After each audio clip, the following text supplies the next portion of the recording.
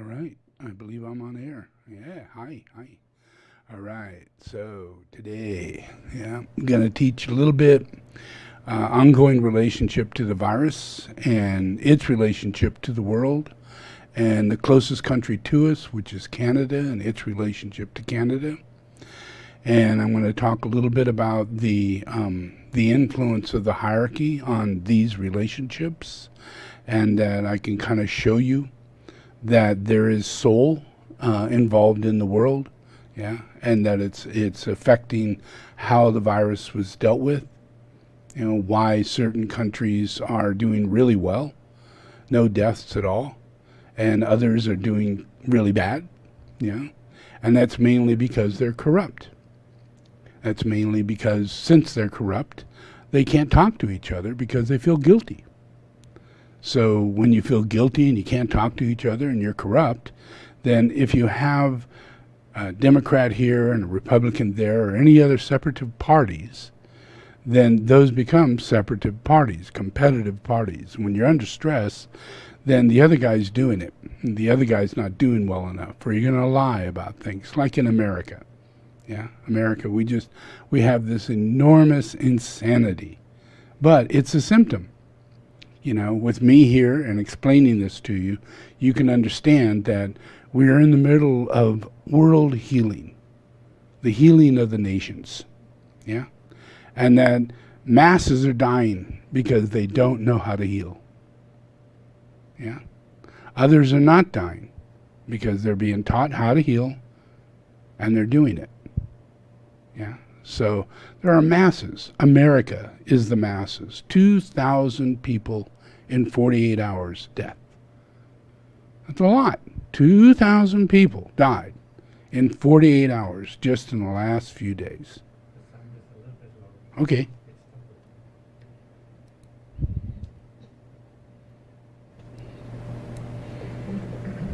Let's see here.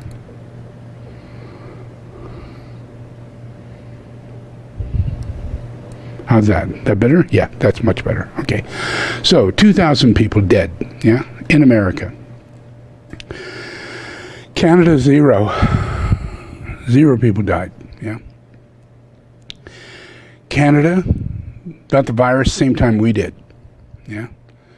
Canada has a president just like we do, Canada has a government, just like we do. But the bad side has got socialized medicine.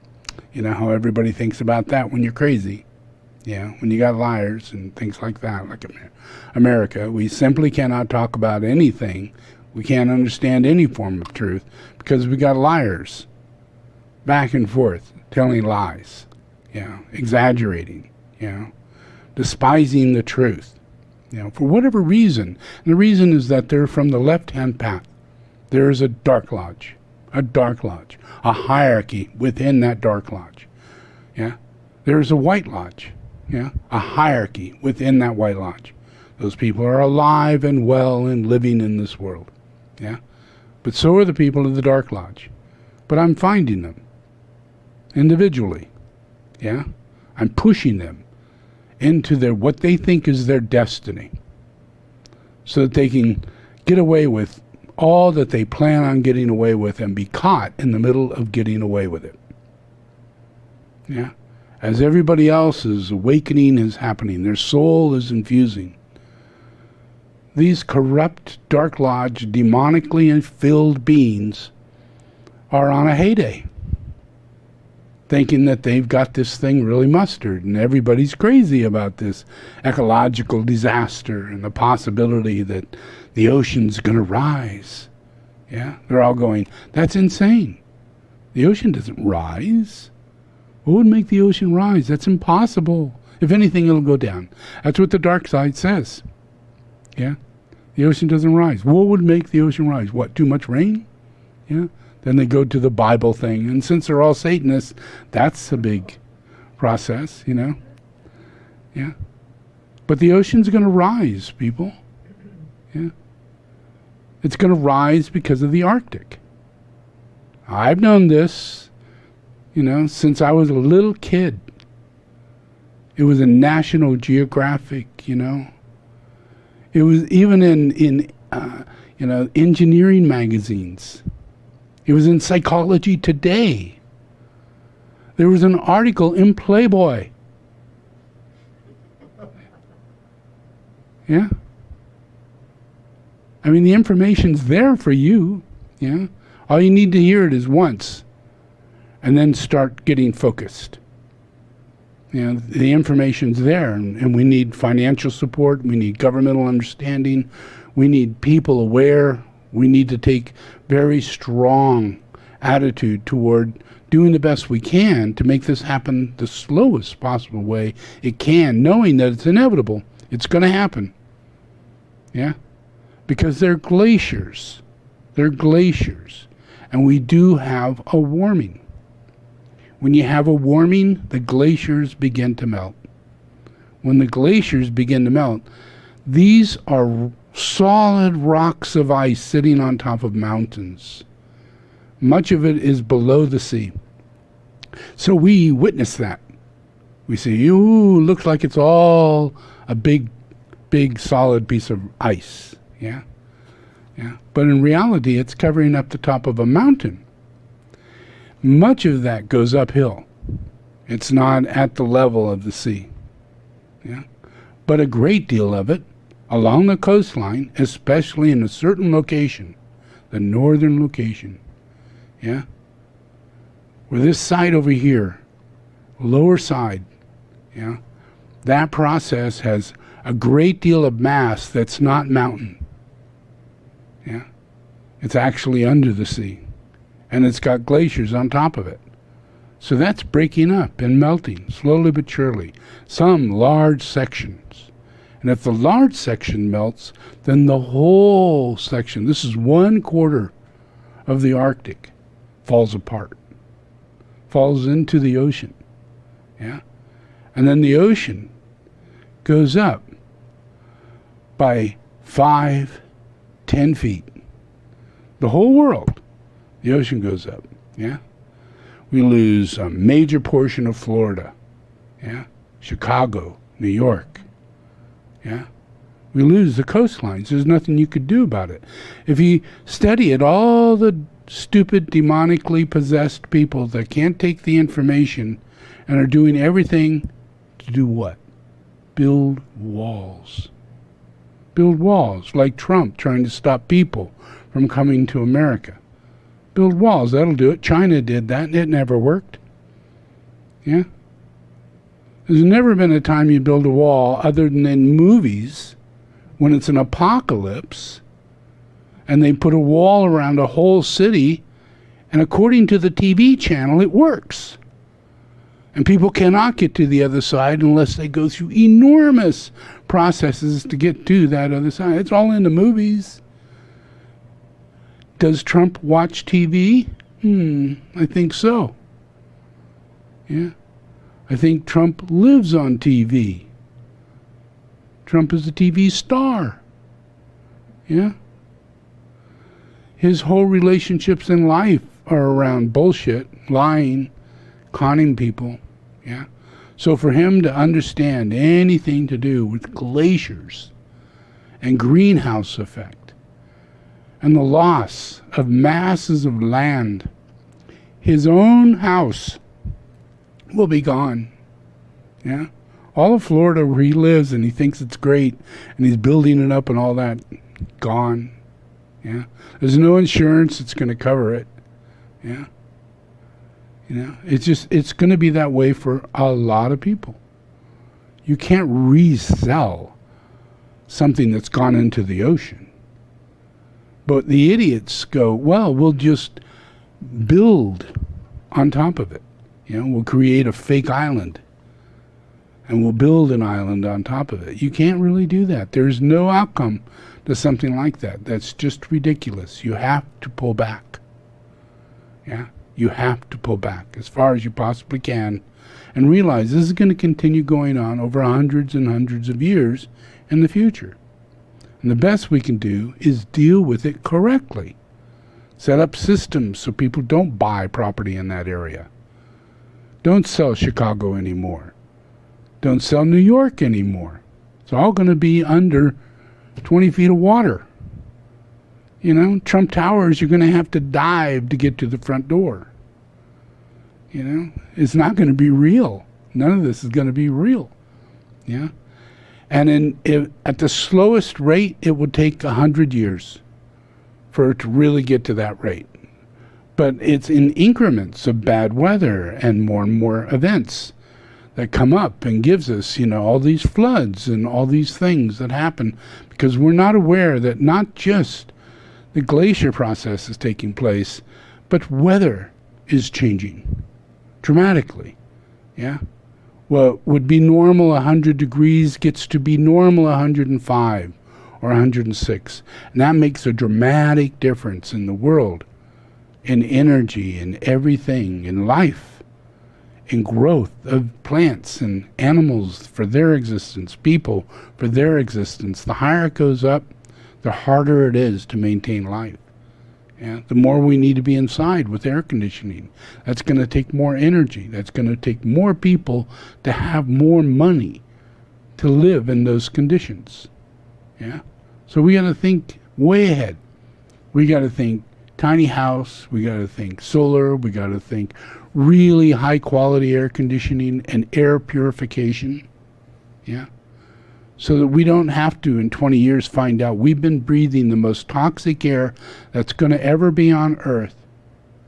And we didn't do anything about it. We walked around breathing it, thinking it was okay, you know, no sense wearing a mask. But it really is real bad. We're just ignorantly aware of it right now, and it's causing a lot of deaths.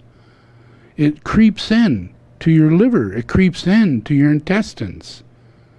Yeah, even your skin is the biggest gland you got, and it absorbs impurities. Yeah, you can get toxins coming through. Then that has to pass through your kidneys. That has to pass through your liver. It has to pass through a detoxifying process for you to continue staying alive while you're out there in this environment. Yeah.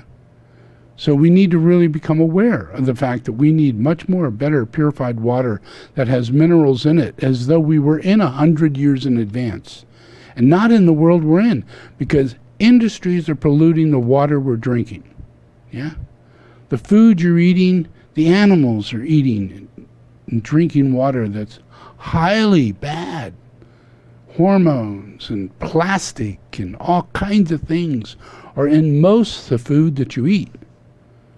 The water that you drink has got hormones in it by the breakdown of plastic. And it's very hard to measure. You have to stop it.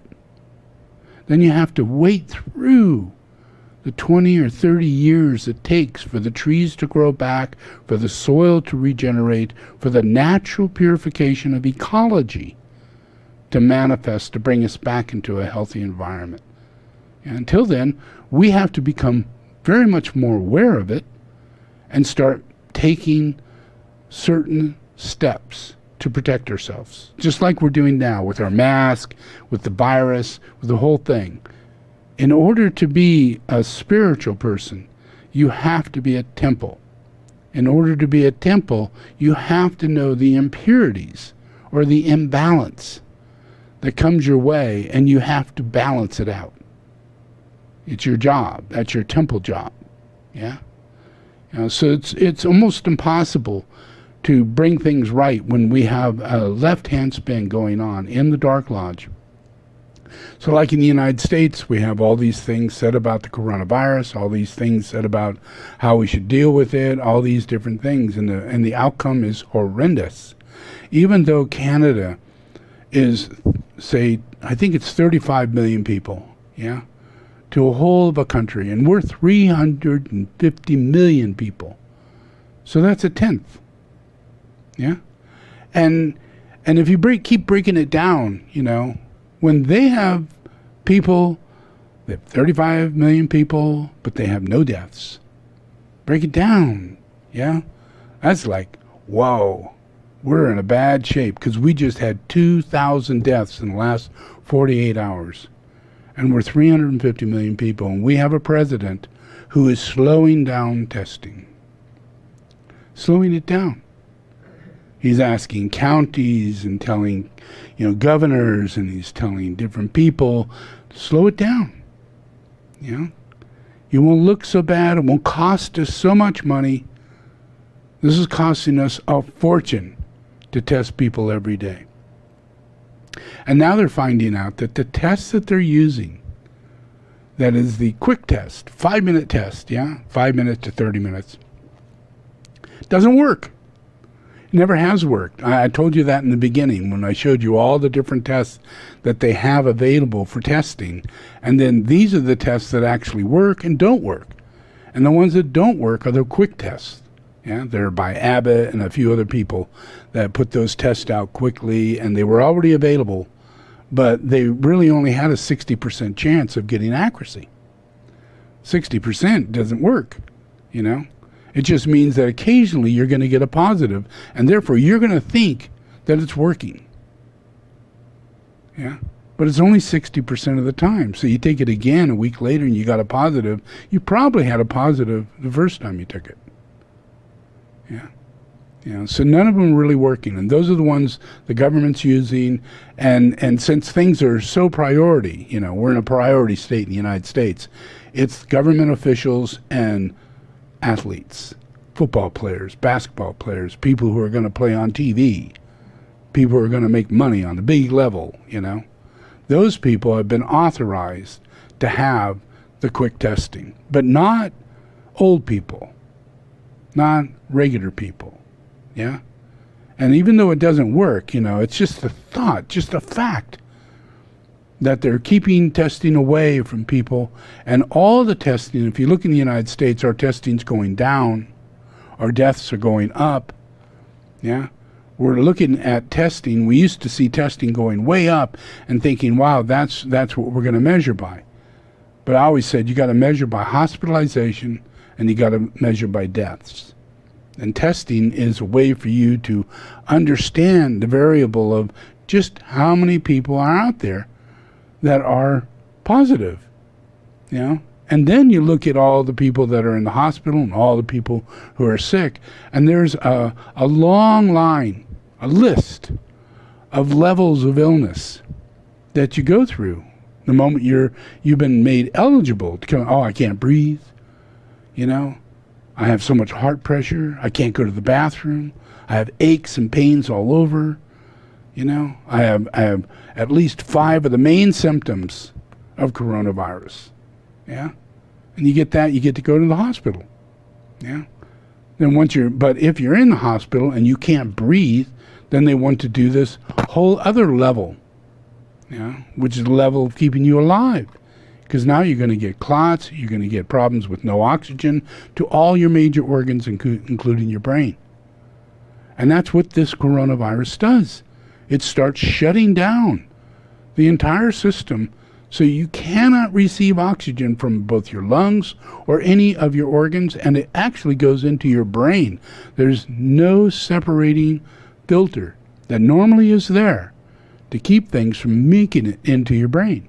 This passes strictly into the brain. It could stay there for 10 or 20 years.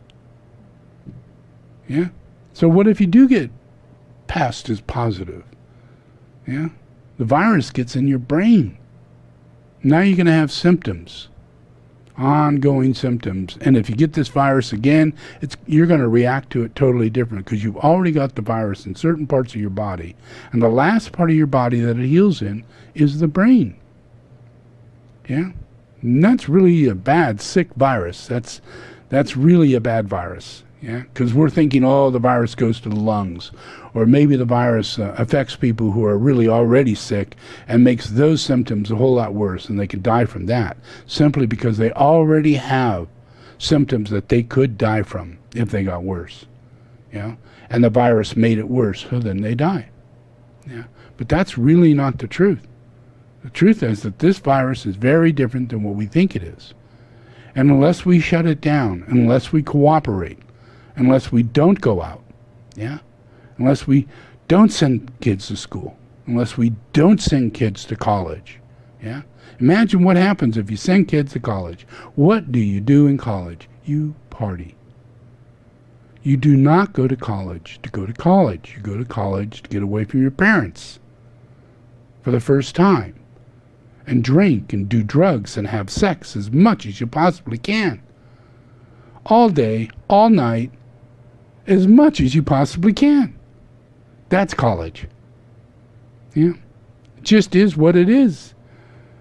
People are flagrant in the process of it. If you don't go to that party, you're going to be left out. Yeah. There's a big thing about going on. It's not anymore about sororities or any of that kind of stuff. It's about party. It is partying. And then when you get a break, you go get drunker. You take over cities, you take over them everywhere, and you just hoard thousands of you into an area and get drunk. But now, right now, that's not a good idea. That's not a good idea. Putting kids in college is not a good idea. Who's going to contain them? Which one of them is going to make the right decisions when they're there to party? Yeah, there's no morals, there's no ethics, nothing's been built up to make these mature people. Yeah, they've reached 18, they're 19 now, you know.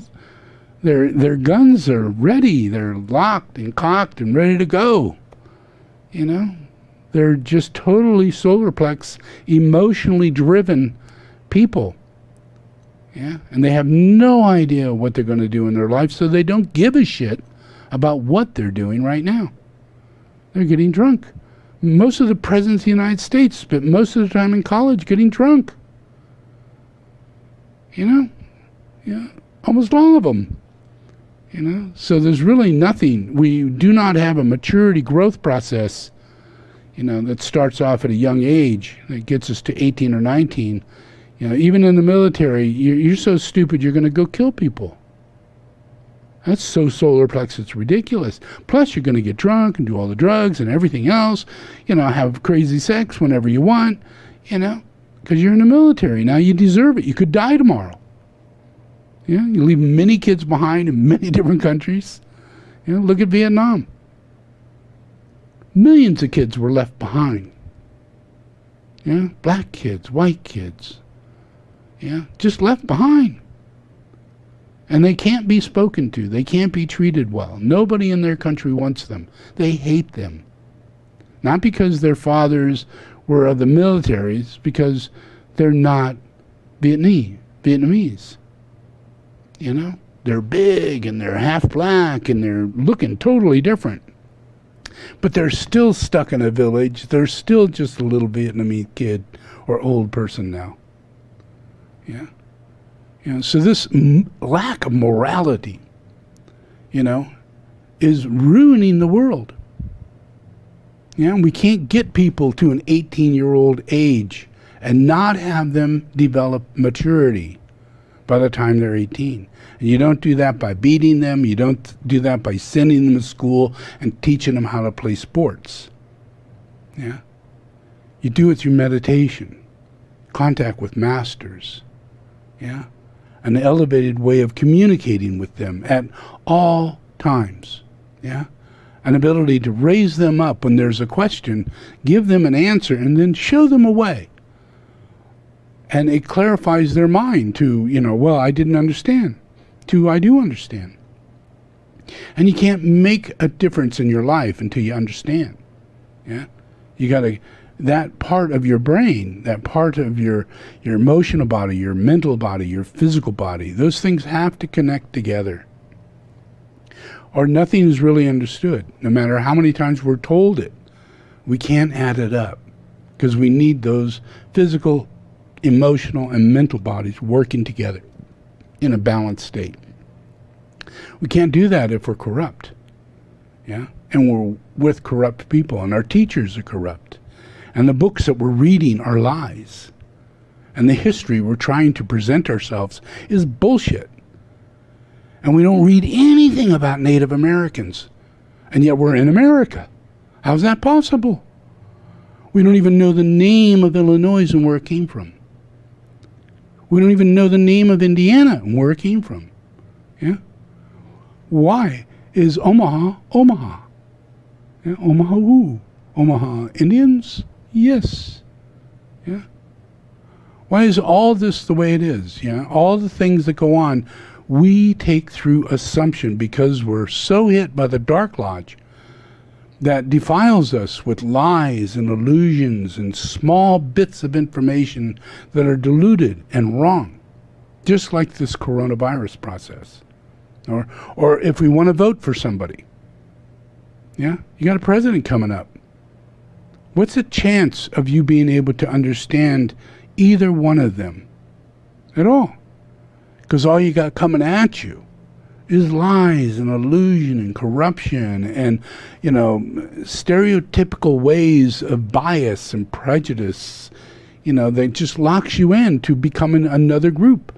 This group, oh, I'm off for flowers. Oh, I'm off for vegetarian. Oh, I'm off for children. I'm off for newborn babies. Well, I'm off for, all these things that never get fixed. And everybody just jumps onto those as their priority. These are things they find to be important. And it's because we're not in a situation in the White Lodge. The White Lodge has a view that picks up everything from technology to needs and hospital reality of science and education and personal education and personal changes, and then the ability to provide those things rather than just educate and leave people off on their own. It has to be a holistic approach. The government has to be included in the truth of the history of the nation. You can't, we have a government, we have a constitution right behind me. Everything's written there. If you read that, you would have a greater understanding as to how this thing is supposed to run and where it's coming from. Rather than just assume, Columbus discovered America. That's not in the Constitution. It doesn't say Columbus discovered America. It's for you to understand, where did we come from? What is this place about?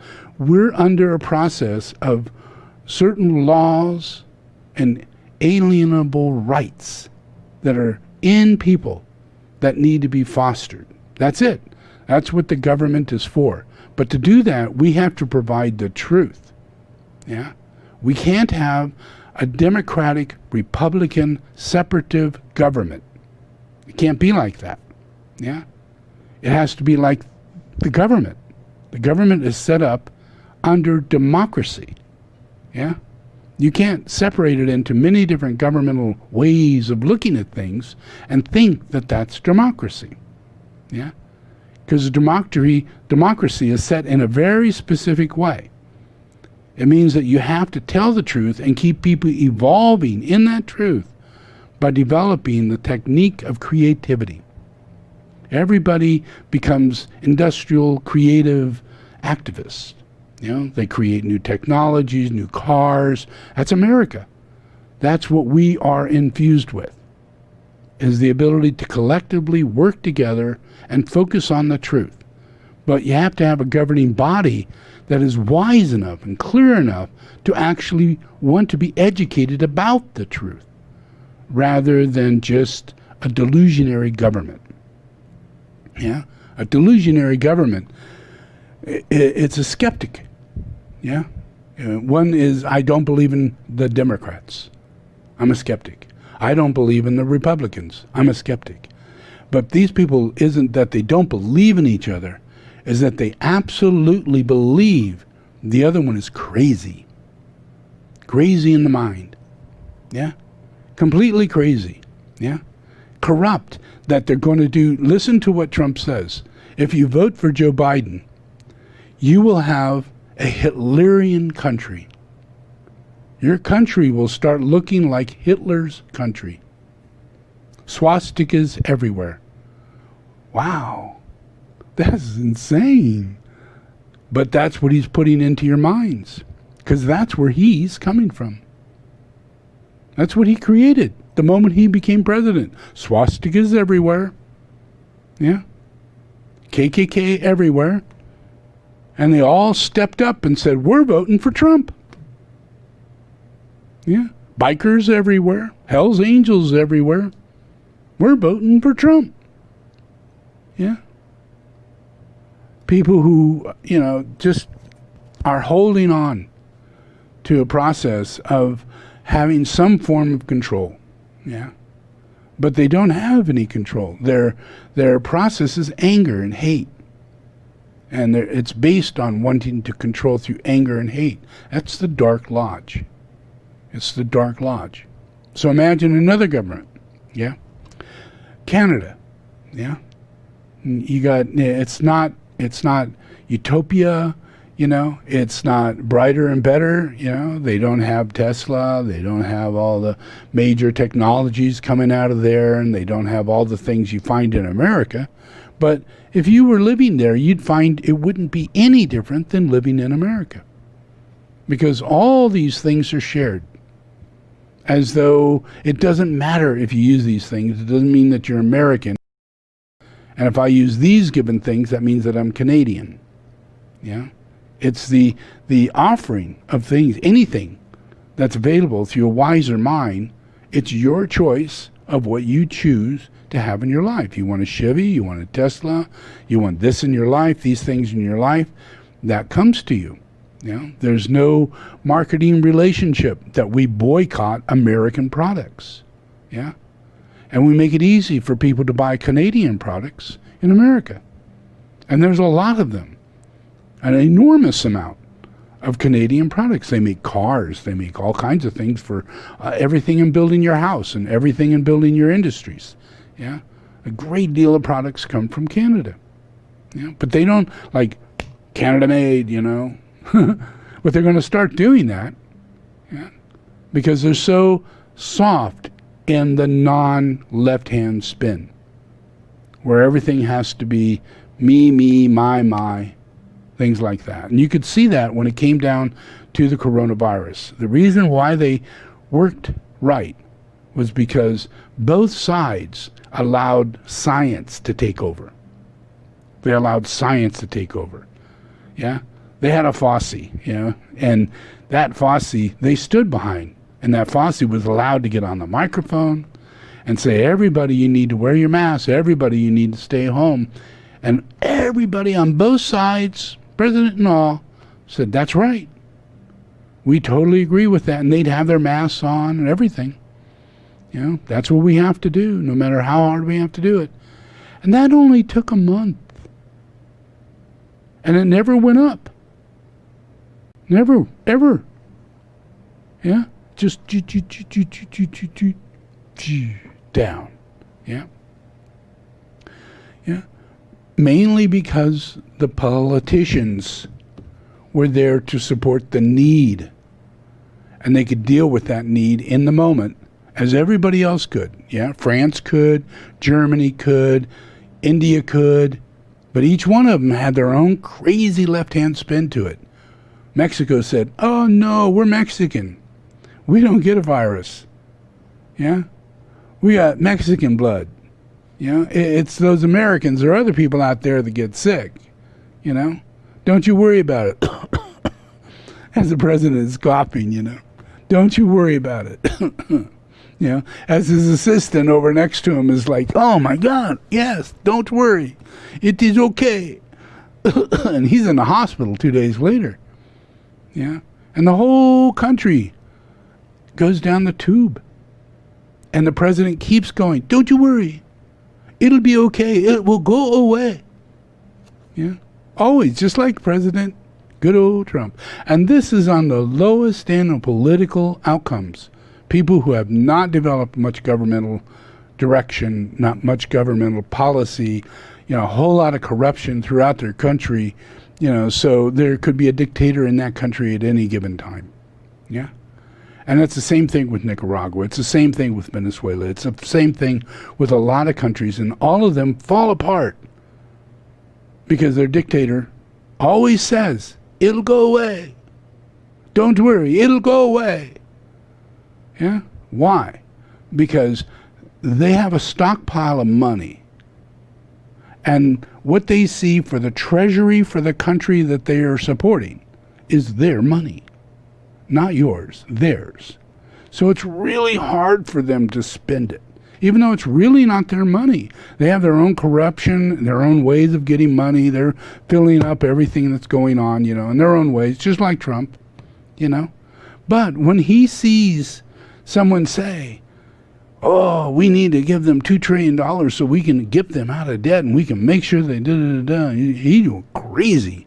He went mad. That's not possible. Then on the side, he's calling the head, of post office and saying, hey, what ideas have you got to slow down this thing so I could start saying, you have no idea how bad the post office service is and that all these things are going to get lost, because he's back there in the back talking to the head of the post office, hiring a man who's never been the head of anything like that before. Yeah. A man who owns a business, $30 million. He's in business with a competitive company to the post office. So when the post office goes down, his competitive company, the guy who runs a post office, makes enormous amount of money. Yeah? It's like, are you kidding me? But yet it's our president that set that up, because everything to him is about money. And he got that guy to slow down the process and get rid of the automated counting process for sorting your mail. You can sort 30,000 letters in a day. Yeah? Well, now they got to take them by hand and sort them, do all that, because he's taking them out of the buildings. And then he's also taking, those post office boxes that we'd all go to on the side of the street, and we'd stop and we'd put our letters in and everything. Look around. They're not there anymore. They're being taken away. Slowly but surely. In Portland, 12 of them were taken away the other day. 34 will be taken away within the next week. This is all happening coming up to the relationship of us being able to vote. Yeah, it's just amazing. Chaos on the left-hand spin is what's going on. Yeah, and it's not going to change anything to the vote. It's just chaos. It's just chaos. It puts us in chaos. Yeah, so there's a lot in that process, but there is a lot more in the process of the soul. There are, every country, if you look at all the countries, they all had elevated soul. Elevated soul, which means their numbers went down, deaths went down, yeah? Because the people who went into service, the people who were told to stay home, stayed home, lockdown, wear your mask, all that kind of stuff.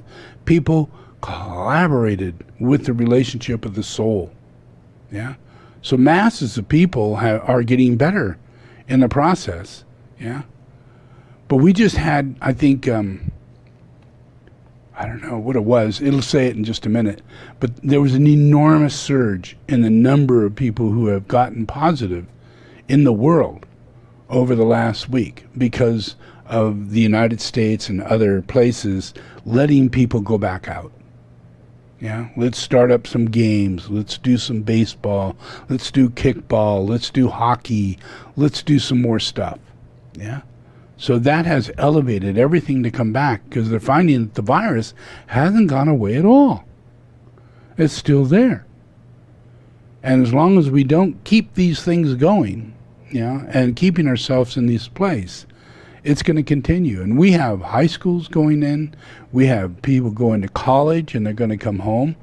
Because where do they go when they leave their apartment and they can't live in their apartment anymore? Home. They go back to mom and dad. Yeah. Well, where do they go when the college closes down and they have to get on their thing and they can't afford anything anymore? Yeah. Yeah. They're stuck just hanging out, having to do their internet online. They're going to go home to mom and dad. Yeah. And by the time they get home, there's going to be so many teenagers and kids who are going to college who have positive COVID virus. And I mean a massive amount. By the time they come home from college, have gone through that process of partying, it's all going to pick right back up as though we never started it. Yeah. And then Trump is just going to keep saying, well, we got to get him back into college. Oh yeah, that happened, but we're going to fix that. Don't worry, it'll all go away. Yeah. So, that's what they're saying.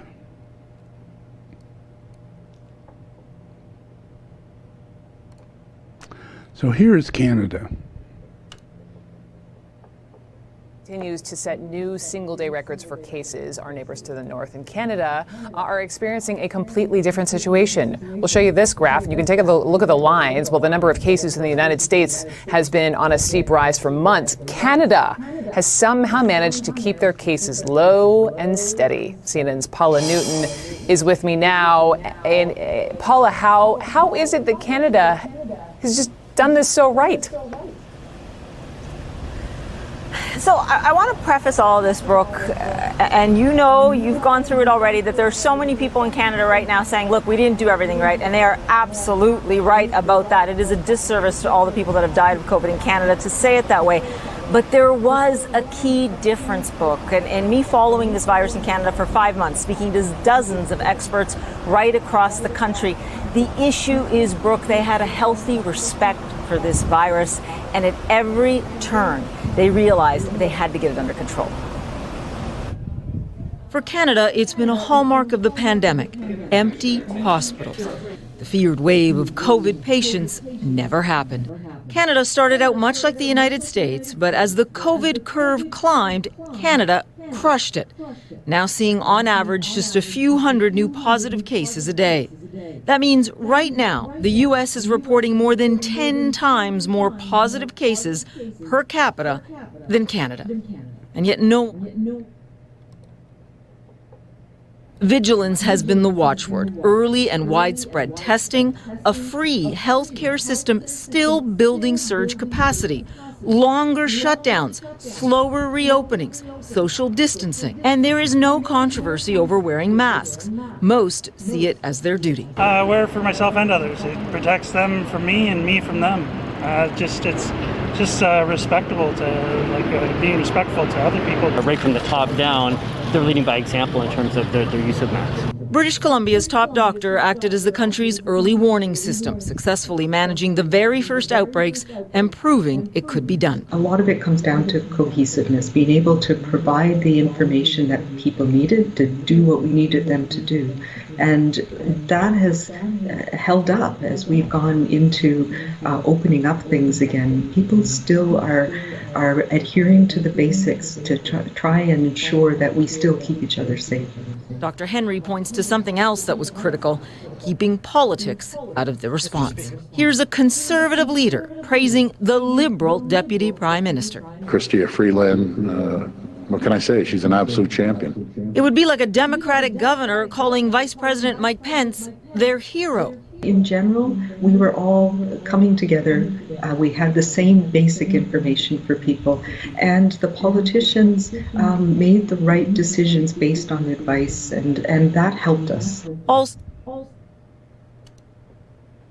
Yep, that helps everything. Yeah, and it's everybody. You know, they've been in this process. You give socialist medicine. It's not a socialist country. You know, it's social medicine. Yeah, that's a different thing. Yeah, and it is just compassion.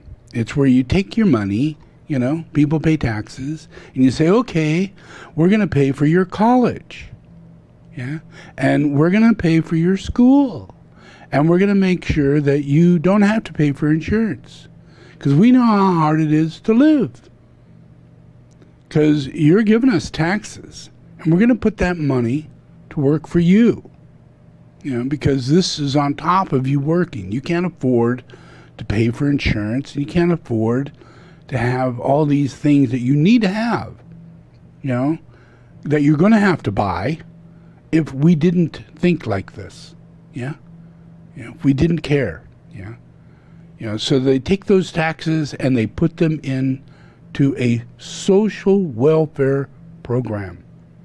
It's not socialism. Yeah. It's just what you do when you are not a corrupt person. If you're corrupted, you have no morals. If you have no morals, then you have no way of thinking in any way, shape, or form, like I just said. You know? You would be in a place of thinking, you need money, get out and make it. Yeah? You got to go make money. Yeah? Oh, you're poor and on the street? Well, you're unworthy. Yeah? You just be on the street. We'll let you get a tent or something, you know. We're not going to put a food program together for you. No, you could just stay on the street. Yeah. Look at Canada. How many people do you think they have on the street? How many KK people came out with guns saying that we want to take our masks off right away and get back to work? None. Yeah, nothing like that. Yeah. Even the people, they said, well, you know, it's just respectful. What? Who? Anybody say that in America? Yeah. Yeah. As everybody's defending themselves from people saying, you know, you're being used, you're being manipulated, this is a big hoax. You know, all led by the president, creating this emotional, isolating situation that keeps us from evolving into getting medicine for free, where we should have that. You know, we have to have that. Yeah, it's not we have to become socialists to do that.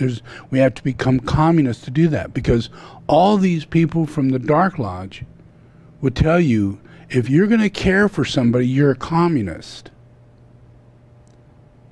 If you're going to tell me we shouldn't go to war at a place we have no business going to war at, like Pakistan or Afghanistan or any other hand, you know, there's no real reason we're there. None whatsoever, other than the fact we get to go to war. Yeah. We're not allies with Afghanistan. We're not allies with Pakistan. We could be supportive. We could be supportive toward their government if their government isn't a terrorist government.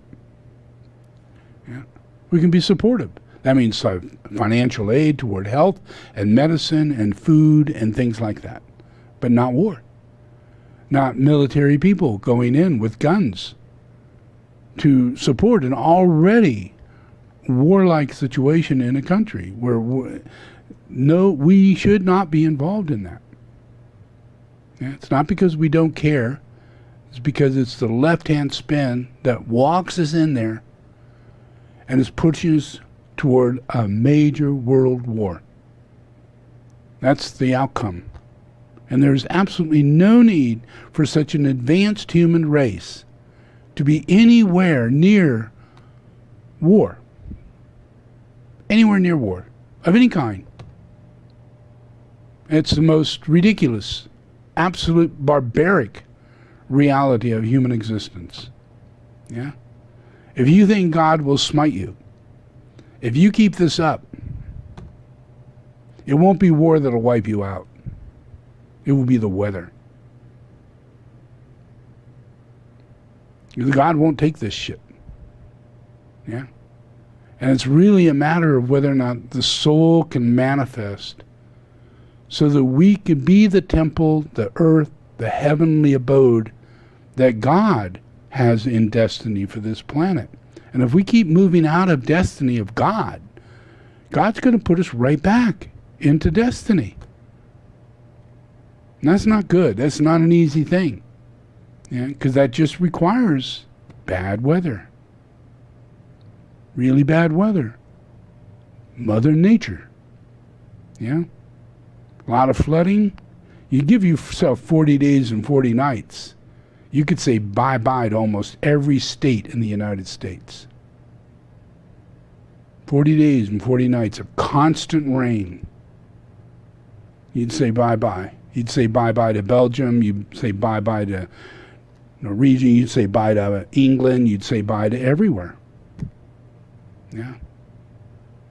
It's just the water will rise. Yeah. Things will change.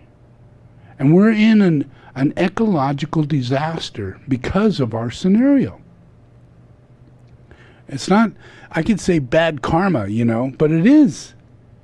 We have to change everything in order to appease God. We have to. We have to. Yeah? So there's and that's happening. Yeah? It's not like it's not happening. I'm just saying it has to happen, and it is happening, and these are the processes that's going on. But everybody in the United States has to give everything they possibly can to know that they have to be in a collective body of the soul. Everybody has to be in that body. That means our president must represent the soul. Vice president must represent the soul. All the Senate and all the Congress and all of everybody in the government has to be soulfully integrated. Yeah, they have to be. Yeah, and that's not easy, but it's all about whether or not people in our own minds, for people that will take a minimalist attitude on our own behalf and take the burden away from the country. Right now, if we're in a capitalist state and we think we have to be football players with billions of dollars and all these things that go on, then we're ruining the country. We can't keep up with it. We will be in debt forever. You will be in debt. The country will be in debt. It's really the wrongest way to exist. Yeah? It's just wrong. Yeah? So it really is our country that is leading the way to capitalism in the world. China is becoming like us, and it's going to destroy the earth. They were willing to wipe away the earth by use of overabundant coal and the wiping away of beautiful rivers to create dams in order so in the future they can make money, enormous money, out of all that coal and all that oil and all those reserves, and sell those things and then start building solar. Yeah? But they would do all these horrible, evil things in order to make the money to do the things that would save them later. Solar would save them because solar is an economic investment. They'll make more money by investing later in solar. So it's not like they care. Does that make sense? They are major capitalists, just like Trump, just like Russia is a major capitalist. Yeah? And they're going to destroy the earth, and we're not going to have any edge as to what it is they're doing that's doing that. Yeah? And affect us all.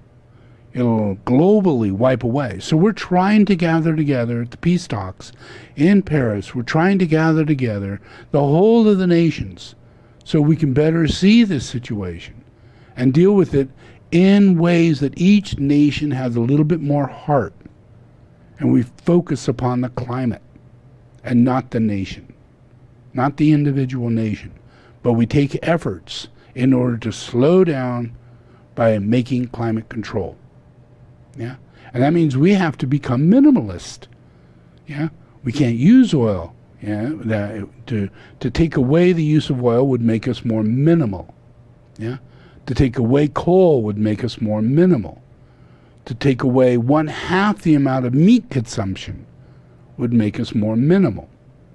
To take away an enormous amount of not feeding pets anymore would save the earth 100%. It's the feeding of pets is what pigs and chickens and cows and animals are bred for. Not human beings, but the pets you have in your house. Yeah? If you stopped having those pets in your house and you stopped opening up those cans of horse meat, yeah, and other animal byproducts, and those animals, they didn't live in the best possible way. You know? Those horses did not live in the best possible way before they died and became your little doggy's food. Yeah? That's really corrupt. Those businesses, Purina and all of them, are issuing people into the thought that they should have these pets so that they would buy from these pet food providers. And all the market of the little, toys and everything you want to get for your pet, your little jackets, your little hats, your little boots, everything, your backpacks, your bags, everything, But, this is a long ways from your consciousness because so much is immoral in you. You think having a dog is a moral effort. You're saving the dog. What a humane moral thought. Well, no, not really. Not if you see the big picture. Yeah? If you can be given the information coming from the truth, and then you got to deal with that, because it is harmony through conflict. And to see the truth, it's like being slapped in the face. Yeah? It is so rough, and it's so true. It's like a big mallet, and it's so big and wide. You know, it's just like a cartoon. You know? Where you want to take the truth like that, you know, a little punch in the side of the head. Hey, can you remember? Hey, do you hear me? Hey. No, it doesn't work like that. No, it destroys you. Destroys you. Yeah? Because you're lying. And as long as you're here in the truth, you're in the truth, you're in it. Yeah? But if you're not of it, yeah, but you're only in it, then you're taking advantage of it. Yeah? And the truth becomes diluted, and that becomes the veil, and it's all 100% the astral plane.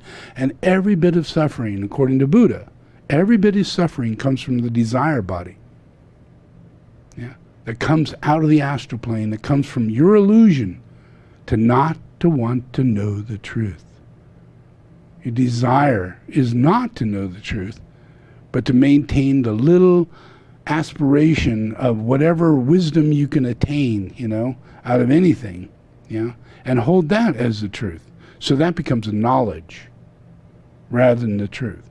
So every time you get hit with truth, it hits you like a brick, yeah, because your knowledge is a piece of shit, yeah.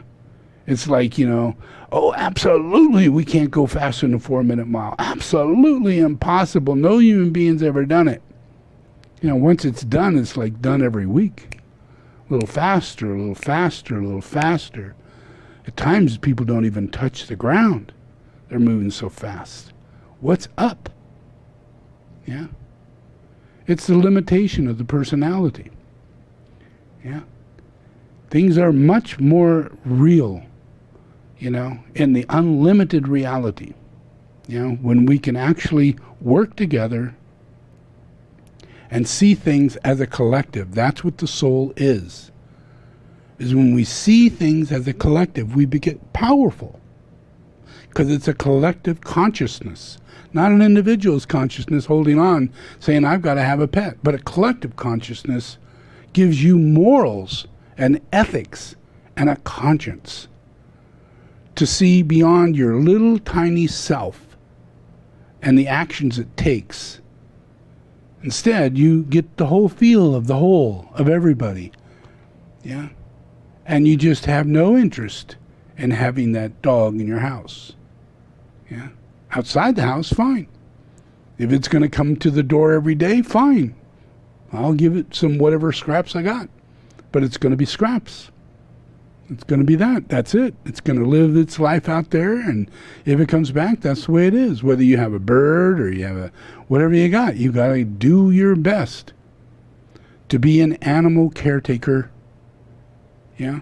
Where if you have a chicken, that chicken's serving you eggs, and it's living its life as a chicken. Yeah? But if you're going to have a dog, yeah, you are in service to that dog, and that dog is not in service to the earth or anything that's going on. It's outside of its life. Yeah?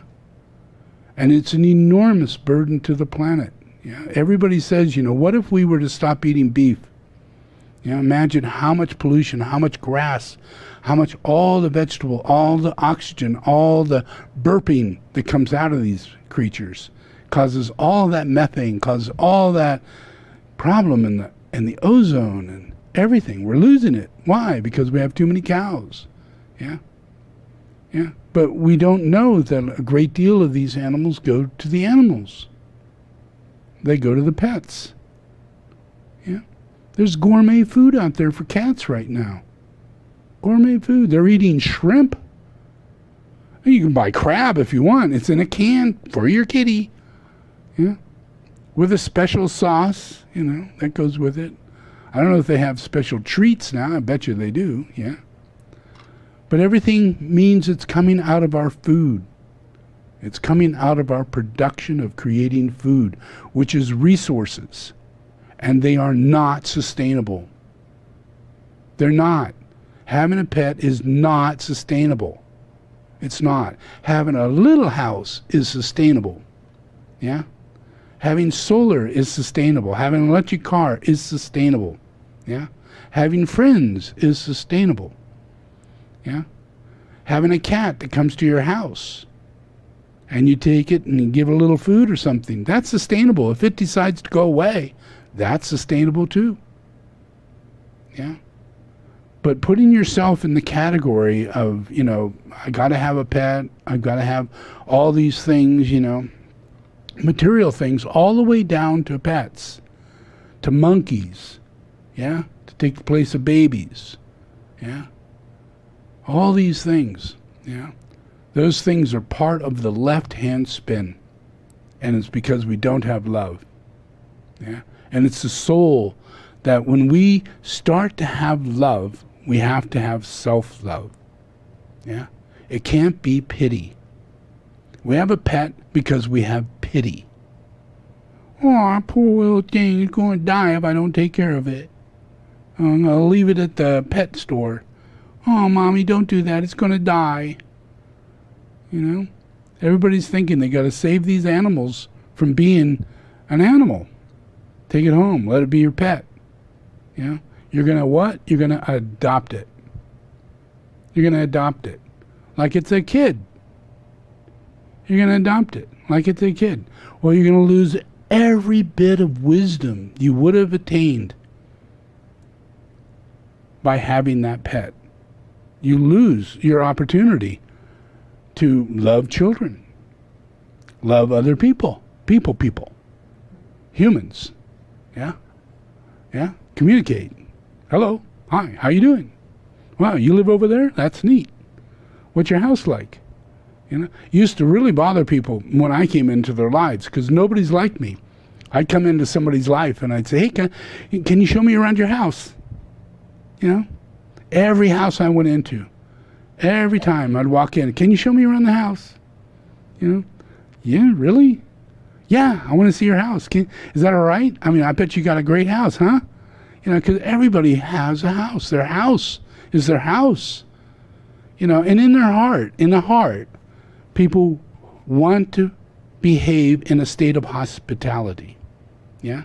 So the first thing you ask is, do you mind if you show me around your house? That's how you enter a house. Yeah? To me, that's where it comes. That, as a child, that's what I would do. Bug the crap out of people. My parents, everybody, you know. But not the people who I asked to go into their house and look around. Because I would go, whoa, that's a really neat. How's that toilet work? You know, and then, you know, oh, that's nice. You know what? You have these magazines next to you read next to the toilet. That's neat. You know, I've seen that. Didn't know. Yeah, that's nice. Oh, nice bed, big bed. Wow, some people don't sleep together. You two sleep together. That's nice. You know, I just keep walking around saying stupid things. You know. You know, what a lovely laundry room. I love laundry, don't you? And, you know, and they go, yeah, I guess, you know, never talk about it. Nobody ever asked me before, you know, but every part of it. And I get to the kitchen. Oh my gosh, look at these drawers. Those are so nice. Look at it. Yeah, flames are hot. Those are the biggest flames. How many BTUs are on there, you know? And they go, I don't know. I have no idea, you know. And so, well, it's really good. You ought to check into it because I think you got a great stove. And, well, that's wonderful. So by the time I get through the house, they would feel how much I love their house. And it was their love that I was expressing. It's just what you do in hospitality. Yeah? So anyway, to me, that's a natural aspect of the soul. It's a symptom of the soul. And all of us have to develop these symptoms so we can get outside of our belief behind knowledge. Yeah? So imagine, now we've got this guy. We've got glaciers coming, yeah, and we don't know anything about glaciers, yeah, but you need to know about glaciers. You need to know why they're saying we got 9 years, 10 years, yeah. In reality, we got a few hundred years, yeah. But when it comes down to the disastrous situations that can continue happening and can be slowed down, we have 9 years in order to slow down certain levels of destruction. Yeah, certain levels of destruction. You know, like an enormous amount of car pollution. Yeah, an enormous amount makes an enormous difference. But now with all the electric cars coming up, within the next 9 years, we'll have a good 20% level on cars that are being driven will be electric within the next 10 years. And that'll make an enormous difference in the process of the ozone, the closing of the ozone. The amount of particulates that are in the air will slow down. That'll slow down the heating process. Yeah, but we don't know, hardly anything about that. So we need to have more of that education going on. Not a fear factor of, the world's going to, we have a climate, If you just talk in those small little terms, it means that you do not have any education in relationship to ecology. And it should have been your number one thing, because you're on Earth and you're a caretaker. So really, your only job to be educated is ecology. And once you've learned everything, and every day you're always on top of it, you're taking your plastic bags and dealing with them correctly. You're eating organic. You're doing certain things, and you're doing minimalism. Why? Because you're an ecologist. These are the only things that will make the long-term difference in the world, is that you have to not allow your government to allow you to do wrong. Yeah? They enable you. Yeah? They don't provide social welfare. And that puts you in stress, and it enables you. Yeah?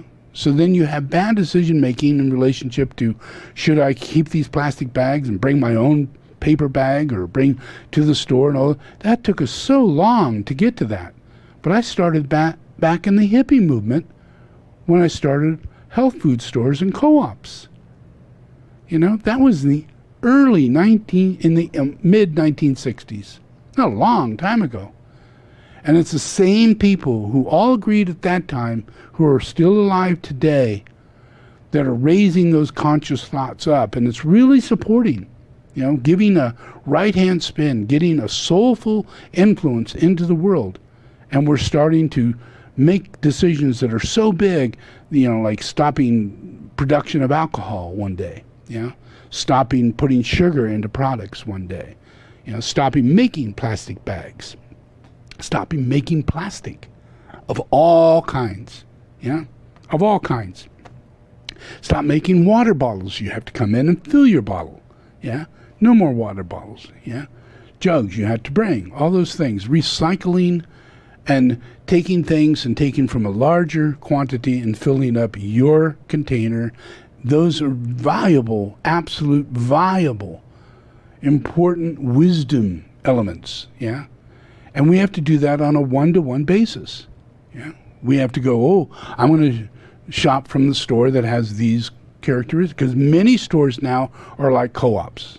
Now you can go to Walmart. There's a section, it's like a co-op, It's got its health food, it's got all this stuff. You just choose your mind, you make your direction, you make your choices, you minimalize. No matter where you're going, you minimalize. And minimalizing means that you are developing discernment and discrimination, and that is the actual coming into the second initiation of spirituality.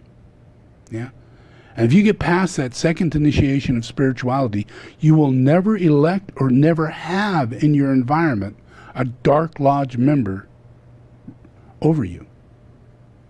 They won't evolve up into that, manifest into that. Their lifestyle, their schemes, all those things will fizzle out by the time they're 10 or 12 or 15 or 30 or 40. They just won't manifest because there's no corrupt core organizations for them to facilitate and be a part of. So it's really about, the more this soul grows, no matter if an incarnated Dark Lodge person takes place, there's nothing in the environment that will facilitate them to continue growing into that Dark Lodge being. Yeah, because we're taking it on a personal level. Yeah, doing our own minimalizing. And as long as we do this, and just as a personal thing, just know that it is so big. We don't have any pets. No pets. We don't have a pet. Yeah. So big. Yeah. We choose to live organic. So big. We choose to grow food as much as we possibly can. So big. Yeah. The more we minimalize in every choice that we make. Yeah. Yeah. We go off to the country, buy some chickens. Whoa, wow, I've minimalized more. Check that one off. Yeah. Yeah. Now I'm around people I really like. Whoa, check that one off. Yeah. Yeah. And every time that goes on, that you are minimalizing harm. Yeah. And because it's soulful, and which means 100% you, personal. It's personal. You have to discern, discriminate, minimalize it down to you as an individual. And then you have to make that decision. As you make that decision, it becomes a collective consciousness. Yeah? And that's our governing body. Yeah? Not the senator. Yeah? Nobody else. Because all those people start getting the emanations of the soul into them.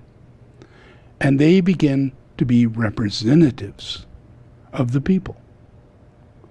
And it's a collective body. So the people that come into becoming Senate and everything, they die off because they simply can't do what it is the people want them to do. And the people elect people through discernment, discrimination, and minimalizing exactly what it is they want to do in their life because they've made decisions. Yeah, that's morals. All of it is based on morals. Yeah, and it's based on individual minimalizing and governing your own morals and your own self. I don't drink. Yeah. I don't eat sugar. Yeah. I exercise at least 3 times a week. Yep. I eat really well. I'm not vegetarian. I eat wholesome out of all the food groups, and I make sure they're organic. And I eat plenty enough to make sure I'm building muscle on my body and not losing muscle. All the time. Always thinking in those terms. Yeah, never less, never ever putting in your thought form that you deserve less. You should be less. That's not true. You should be greater. You should be more. You should be more beautiful. You should be more healthy. Life should be more abundant. Yeah, more. Yeah, that's what the soul is. Soul is a collective body. Yeah, it's a chalice. And the more minimal you get, the more shit you don't take in. And everything you take in stays. And it's like a jewel. Yeah? You all of a sudden your solar is paying you. All of a sudden your electric car is paying you. They're jewels. Everything is a jewel. Yeah? When you do things in the soul, in the collective field of the soul, where people are providing things for the soul. Does that make sense? Yeah? So that's how minimalism makes right reality, but it's really about the fact that you're a healer. Yeah, and it's not about a church or exercising people or anything. It's about discernment and discrimination and minimalizing your life. And once you've got that down and you really focus on the ecological aspects of the real world, yeah, and then that's the reason why you minimalize. You don't go crazy over it. You know, you don't get your pickets out and say, look out for the Arctic, it's going down, you know. You know, it's going down, but there are scientists being born every day to take care of that. Engineers being born who are specially born for that reason. All you got to do is be a minimalist. Yeah. And there are gazillions of people on this earth, all chosen to do what they're meant to do under the power of saving this planet. Yeah, and it will work. It will happen. Yeah, we just have no idea that the forces of the Holy Spirit is our governing body, not your people who may run England or people who may run this country. That's how I'm healing the nations. I take things out of the hands of the Dark Lodge. Yeah, get rid of it, and keep focusing on the soul of the nation. Yeah, and everybody is only 2 people. Yeah, there's only 2 people in the world, males and females. That's it. You can get rid of all the stereofags and all the people who think that they're boys and girls and not. You can just get rid of that. They don't exist. They don't exist. It's just a paralleled reality in a psychological misfit game. Yeah? Something that will come and go. It just doesn't exist. But what does exist and will always exist is male and female. Yeah? That's an existence. Now, in that existence, we have to treat each other with 100% equality. Yeah? That's how we get rid of biases toward blacks or whites or Indians or anybody. Yeah? We have to come to a place to where if you're a minimalist, and this is morality, if you're focusing on minimalism, then all of a sudden you have a cooperative feeling between your complement, your male-female reality. It's a simple thing like that, you know? Your closest friend, you probably have a date, and hopefully if you're a guy, it's a girl. Yeah. So when you want to minimalize, that mate or that partner is complementary. Going, yeah, let's do this bag thing. Yeah, let's put the vegetables in there. Yeah, let's grow some things. Yeah, I love that kind of eggs. Yeah, I'll eat all that kind of food. Yeah, I'll work out. Yeah, let's do that. That is soul, not selfish. Yeah. Soul empowers other people by empowering yourself. And you can only do that through minimalism. It's an act of good karma. As a human being living in the world, you have to go up into the hierarchy in order to become a human being. And to get into the hierarchy, you have to minimalize. And then you have to cooperate between male and female and make sure that there's a complementation about this minimalizing. Yeah? There's no more any, well, I do the dishes. No, I'm a girl, I do the dishes. No, I cook. No, I'm a girl, I do cooking. And minimalism, that kind of just goes away, and whoever likes to do whatever is what gets done. Yeah? You know, and it gets done. It gets done perfectly well. Yeah? Because you have morals. And no one's pulling the other person down or anything. There's only two people in the same little tiny house. Yeah? What's it take to make a meal? What's it take to wash a dish? Yeah? That's minimalism. And then you find out your life is so simple that the other person doesn't bother you if you have to make a meal, because it's so simple. And then they love the meal that you have. Yeah? That's morals.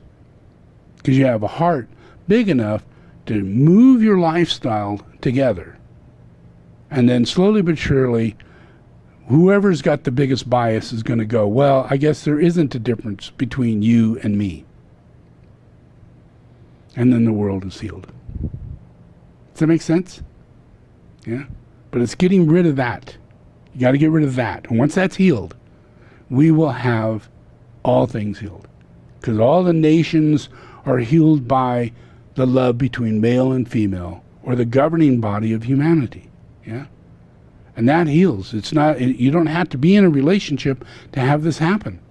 It's about minimalism. If you just minimalize, you are in cooperation with the masses of the whole of the planet.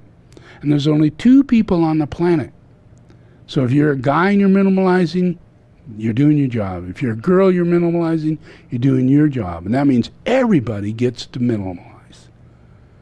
And it's not, it's not like, I'm gay and I'm minimalizing for this reason, blang, yank, fag, you know, you know, my rainbow flag and everything, with my tight short shorts and all, you know, just let that die. Let it die. Let it go away. Yeah. Don't take that one as a friend. Yeah. Go find the one that, you know, is attracted in right relationship, and that's morals. If you make your choices through discernment and discrimination, through morals, it'll turn out all right. You don't have to worry if God says this is good or bad. If you base it on morals, you'll be okay. And all morals are based on male, female, or male, female. And that's it. Everything else is, oh, no, we don't need a cat. No, we don't need a dog. Why? Because we're going to save the planet. Yeah? We're the new group of world servers. Yeah? And we're here to serve this world through our morals, not through religious dogma or fetish food, you know, or the biggest, curliest, big-ass dog that makes you feel like you're a real human being. Can you imagine having a pet? That part of it makes you feel like you're a real person now. That is sick. That's really sick. Yeah? Because we've never come to nurturing or empathy and compassion. We expect it out of a freaking dog rather than ourselves. And we think that we're not going to develop these things unless we have a dog, empathy or compassion. That's sad. That's really sad, because that lowers your level of instincts, intuition, and character building down to a lazy, you know, sit around, do nothing, just eat and sleep and eat and sleep. That is not you. You're the creative, active intelligence. Why would you want a cat? What?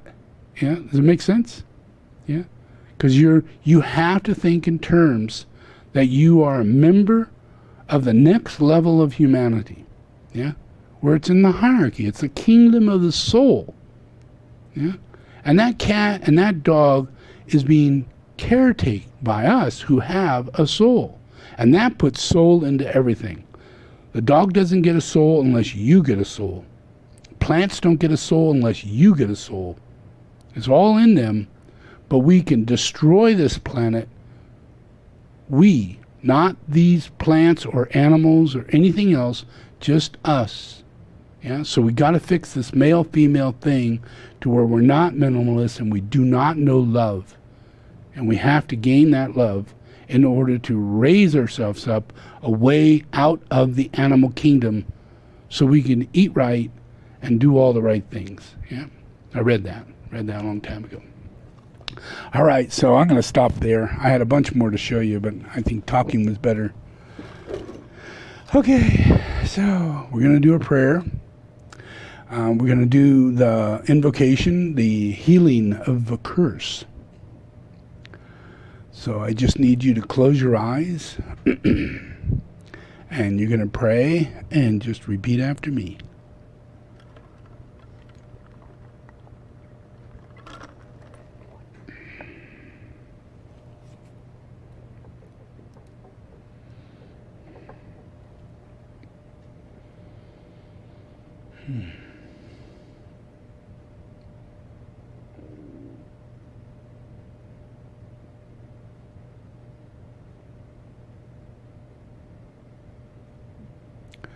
Okay, I want you to consider that when you do something like this, when you release a relationship to the Dark Lodge, that affects every person you know. Every person. Yeah, because you don't know whether or not you're stuck inside of a web of deceit. You have no idea. You don't know. Yeah. So the only thing I can offer you is the light of God, and let that enter you, and let whatever curse, whatever deception, yeah, has come your way, and how that can be changed, yeah, transmuted only by your soul, yeah. But let me help, yeah. So as Jesus, you need to call my name and take a relationship personally with Jesus. Okay? So just close your eyes.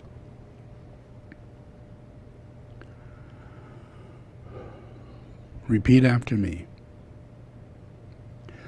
Lord Jesus the Christ. Thank you for bringing me here. Lord Jesus the Christ. I open my heart today.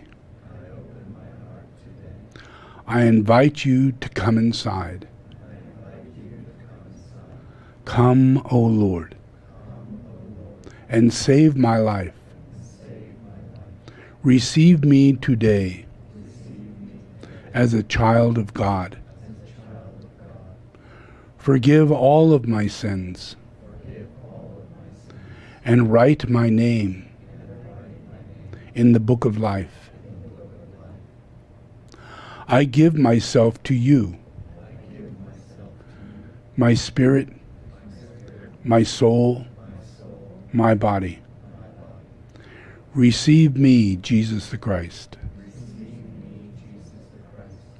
Now, the devil, the blood of Jesus the Christ is against you. I command you now to leave me. I do not belong to you. I am God's property. Leave my life. I disassociate myself from you. I renounce every evil covenant I have entered in with you. In the name of Jesus Christ, I have received salvation.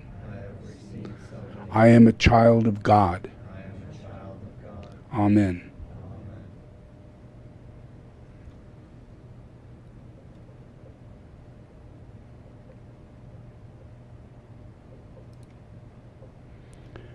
Okay, now we're going to do the puja and meditation. Just relax and keep your eyes closed.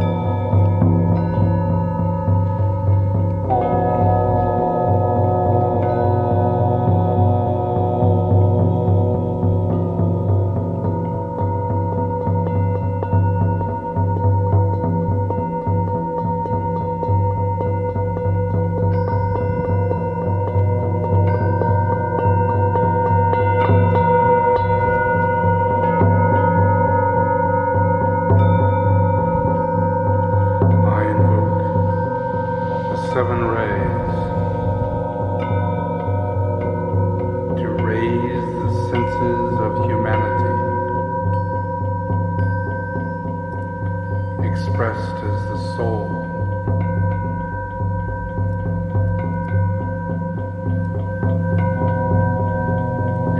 I invoke the sense of hearing in the seventh ray, hearing the word of God, the word of power.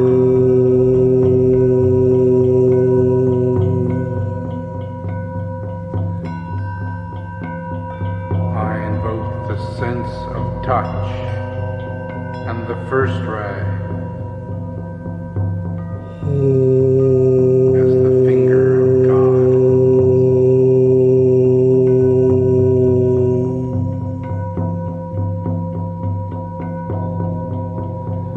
I invoke the sense of sight as the third ray, as the eye of God.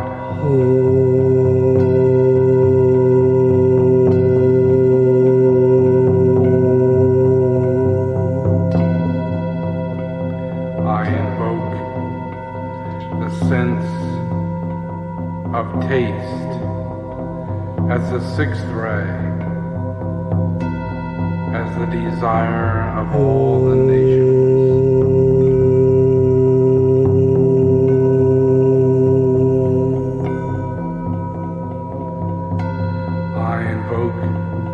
Sense of smell as the fourth ray,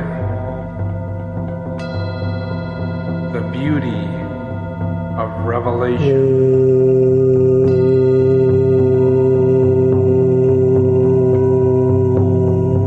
I invoke the sense of intellect as the fifth ray, as the knowledge of God.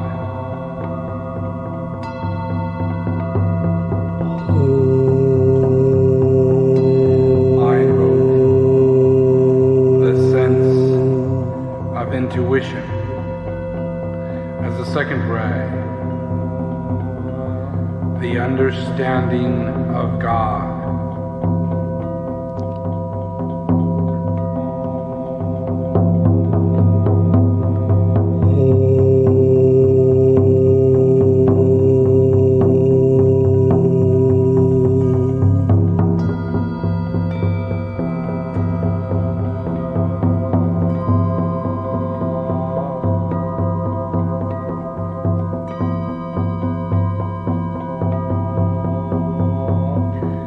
I call upon the synthesis of the seven rays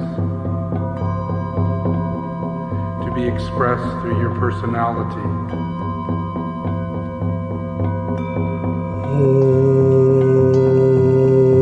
As the first ray of ideas, the mental body, the purpose, your life.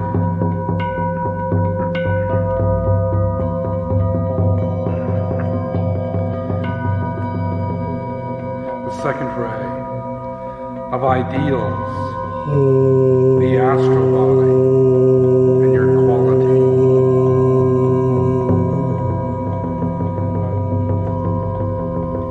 The third ray of idols, your physical body and your form.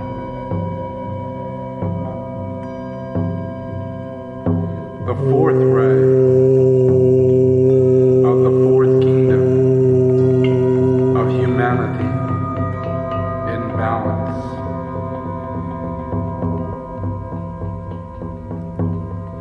the fifth ray, the third kingdom,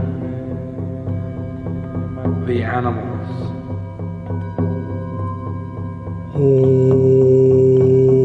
The sixth ray, the second kingdom, vegetables. The seventh ray, the first kingdom, minerals.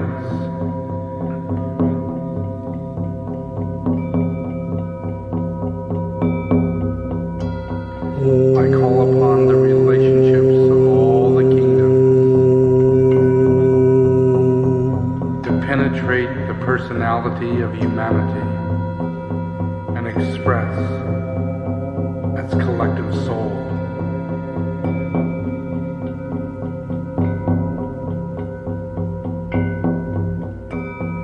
The seventh ray and the fourth ray as the mineral kingdom.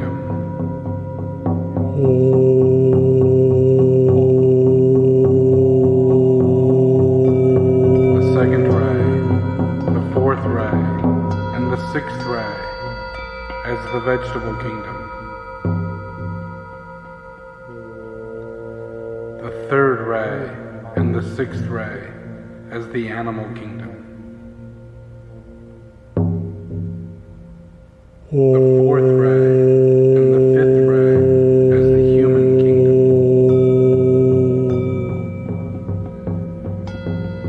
The fifth ray and the second ray as the egoic soul. The sixth ray and the third ray as planetary lives.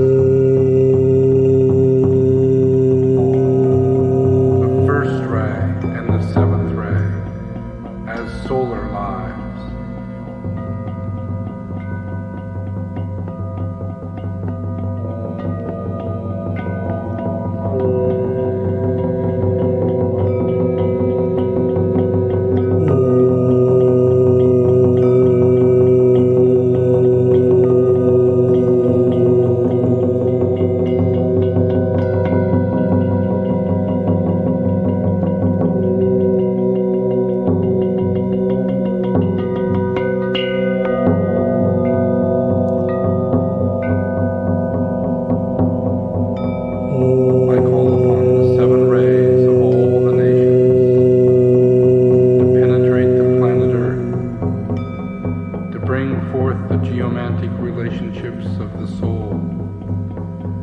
Integrate the egoic ray and the personality ray of each nation, and to to express its true expression, to make manifest peace on earth as one living whole body of God.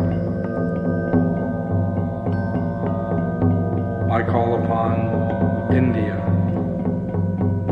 to bring forth its fourth ray of personality and to integrate its first ray of soul to manifest the hidden light.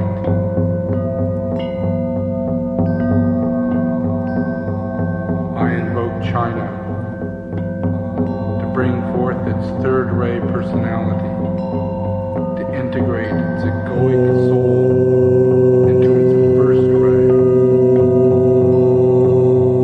to manifest as the indication of the way.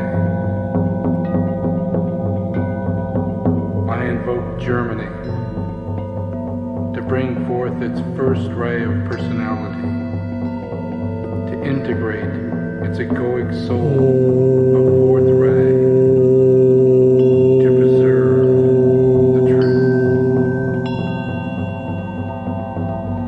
I invoke France and its third ray personality to integrate its fifth ray of egoic soul to release the light. I invoke Great Britain and its first ray personality and its second ray egoic soul to bring forth its service. I invoke Italy and its fourth ray personality to integrate its sixth ray soul to carve the two paths. I invoke the United States and its sixth ray personality to integrate its second ray soul to light the way. I invoke Russia and its sixth ray personality to integrate its seventh ray soul to link the two ways. I invoke Australia and its fifth ray personality to integrate its fourth ray soul and serve the lighted way. I invoke Spain and its seventh ray personality to integrate its sixth ray soul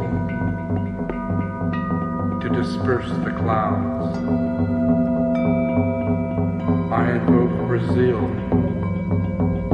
and its second ray personality to integrate its fourth ray soul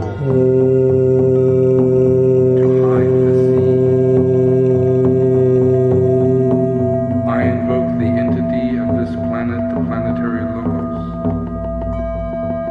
to incarnate the life and the beingness of this planet. I invoke the expression of the second ray force into both the personality and the egoic rays of the nation and the personality of the egoic ray of humanity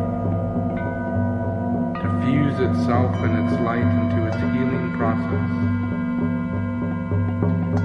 I invoke the esoteric law of solar energy to make manifest the cosmic force of light, love, and peace.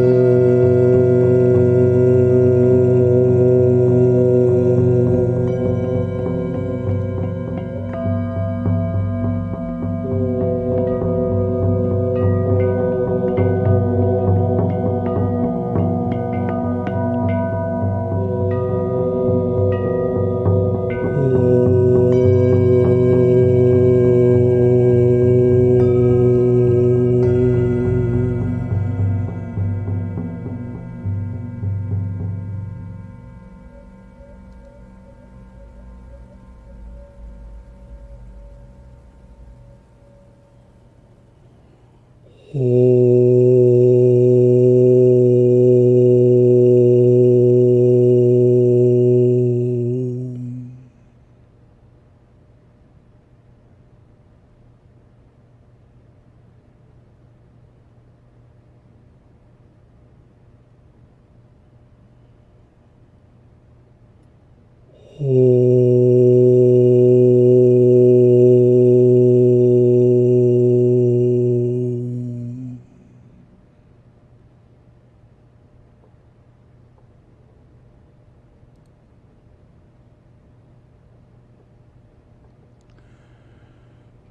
just relax.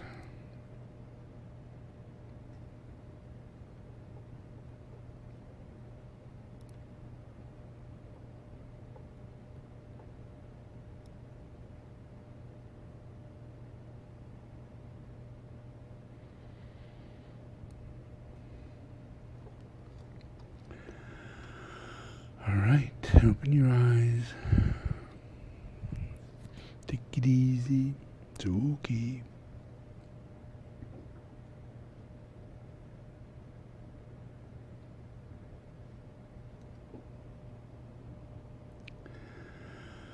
So, the process of the soul is the fact that it's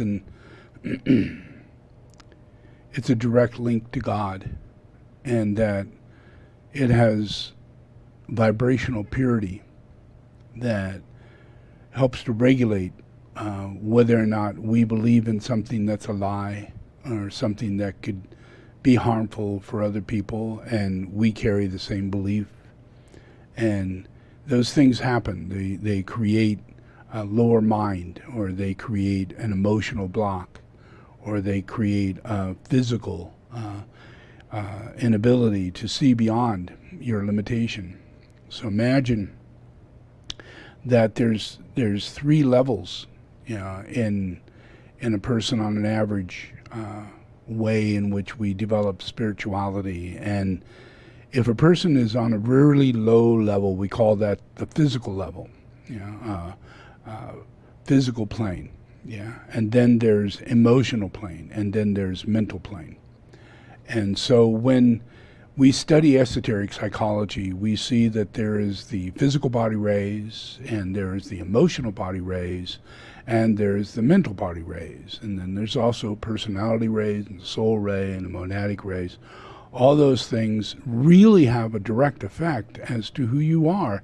It doesn't mean that those rays is what makes up you who you are, because another person with the exact same rays could come out totally different, completely. So it really is about the environment that you're in. That's the strongest ray, the influence of that ray.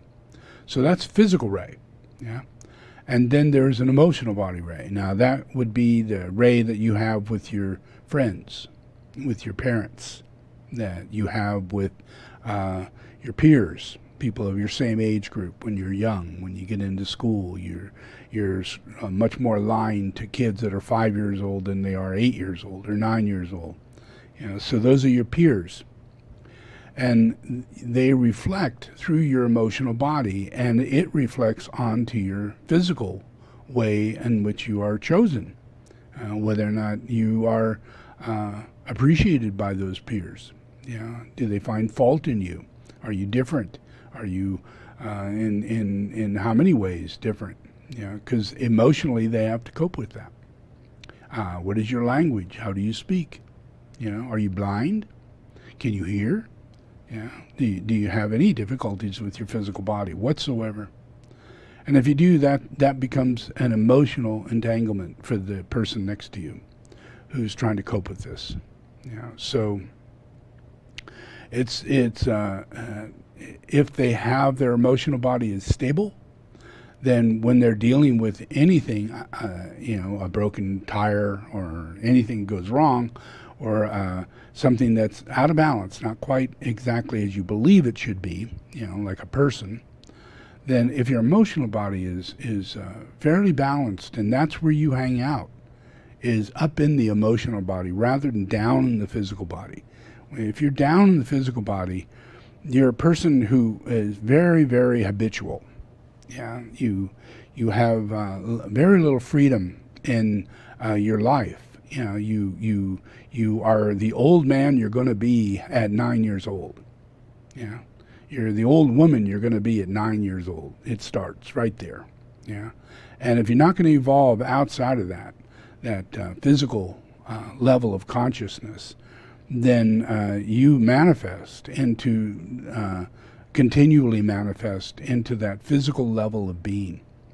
Yeah, so by the time you're 15 or 16, you're still in that, evolving into that and manifesting into that. And by the time you're 30 or 40, you've now lost all your hair, you know, you've got all these weird looks on your face, you've got all these mannerisms that come up, and they're a character that is manifested when you were a child. And they are elemental in your character. It's a habit that's stuck, and it's literally put there by your peers, yeah, by people who you see and you believe they see you in a certain way. So now you are in a way metamorphically changing, you know, rather than evolving.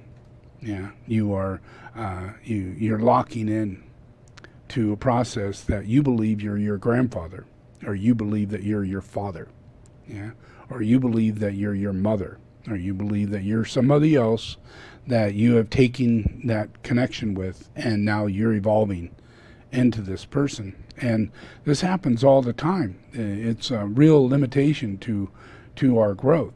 You know, if it's a real problem if we're in a world where few of humanity is outside the emotional body. They're just barely in the emotional body. They're much more down in the personal, physical body.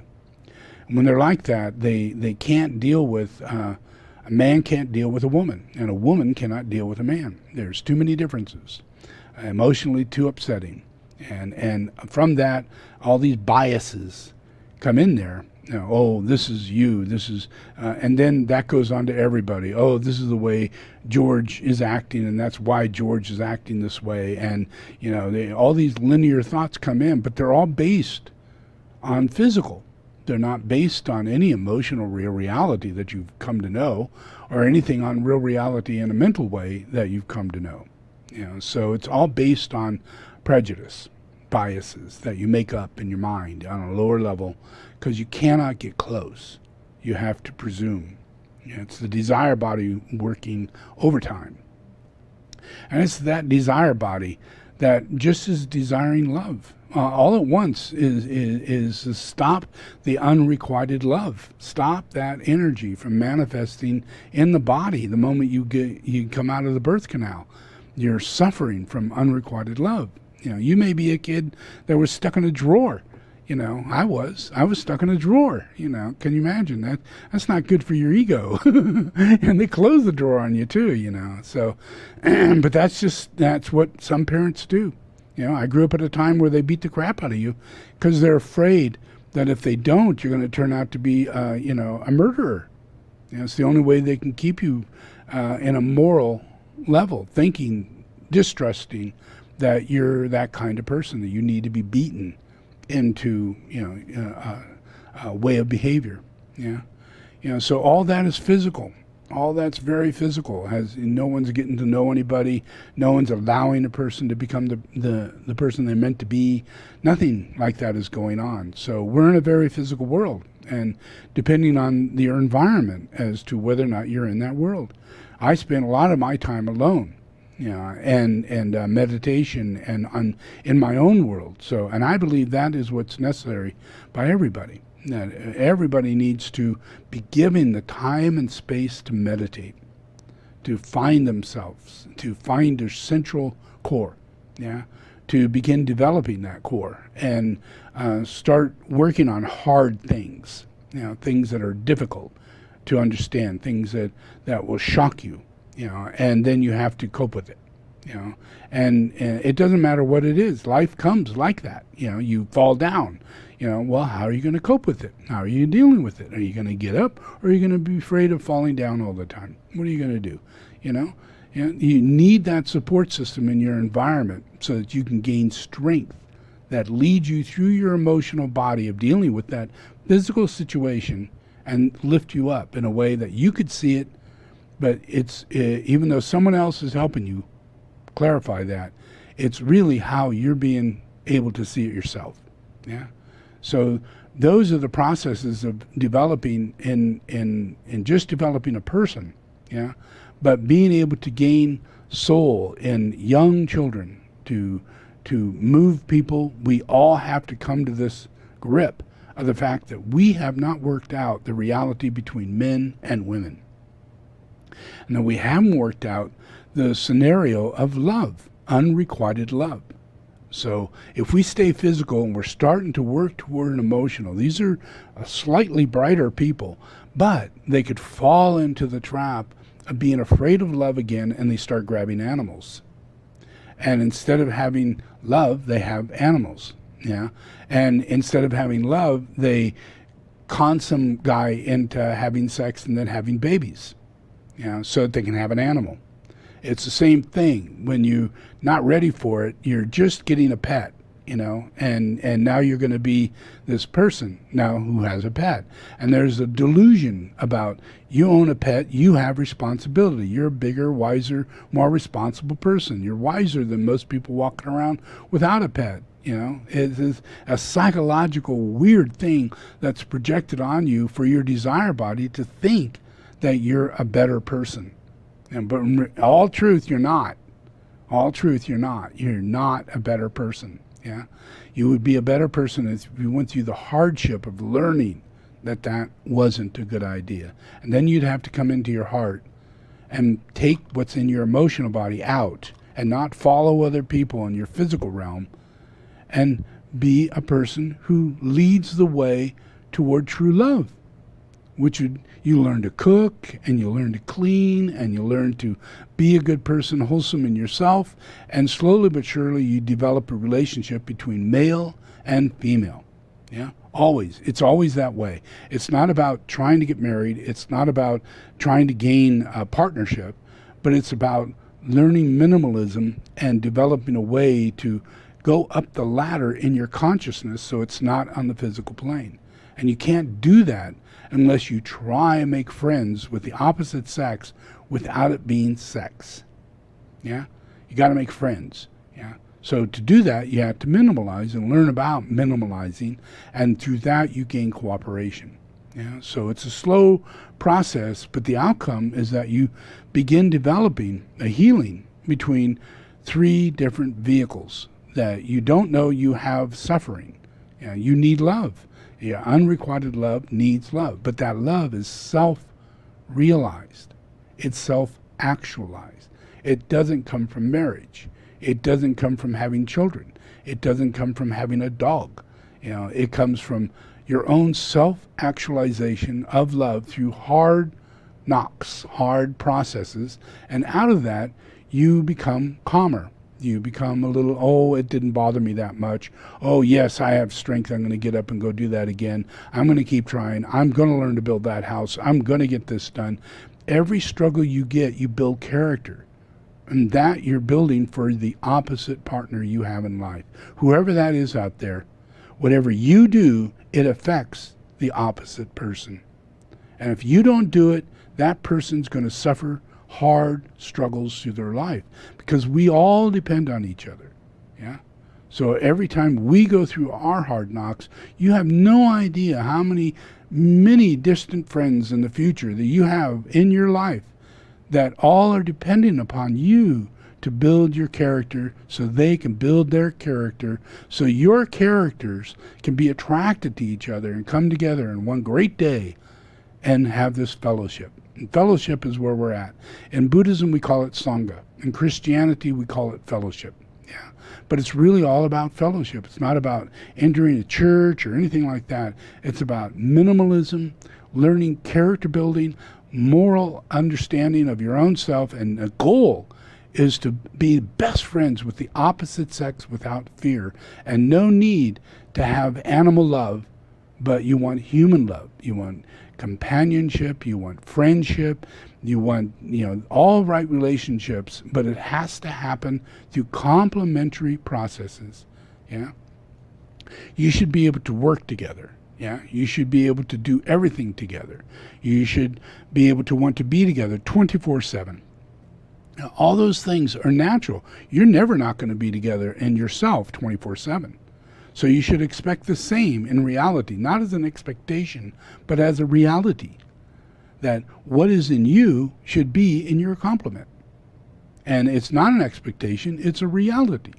So it literally allows you to self-realize the life you're living is a good life, a real life, and it works. And it doesn't just work for you. We complement the soul, and that soul generates into what we will have as future life. So developing relationships is the key to getting out of the physical plane into the emotional plane and up into the higher mental plane.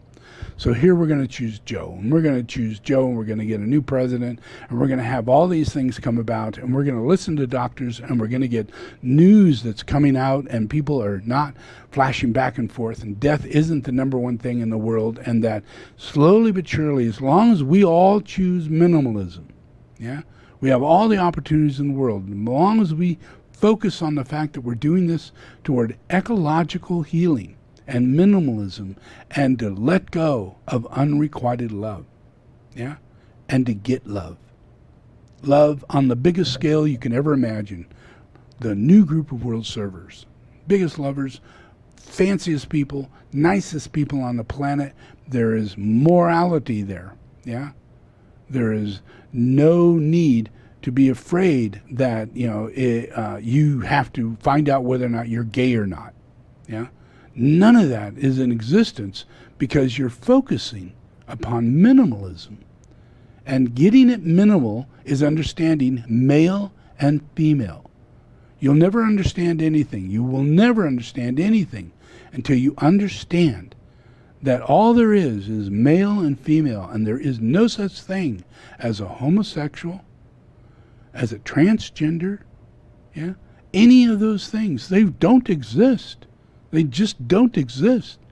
They're a phenomenon, yeah, that is a symptom that manifests out of no actualization, no realization, yeah.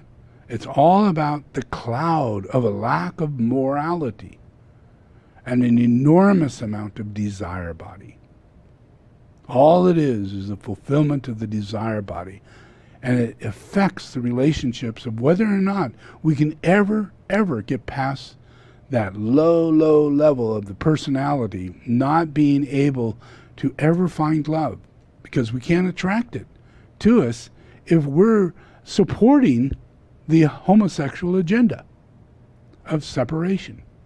That immediately moves toward KKK, hostility, violence, war. Every single thing that we have in the world is all based on the fact that we do not have a direct path toward love. Yeah? And we have alternative delusions of what is love. And they're not love at all. They're perversions. Yeah? They're desires. They're maintaining individual desires to take advantage of another person, to usurp that person, and use their weakness as a desire to be fulfilled in love, unrequited love. Yeah? Every perversion, every rape, everything is all justified in the delusion of unrequited love.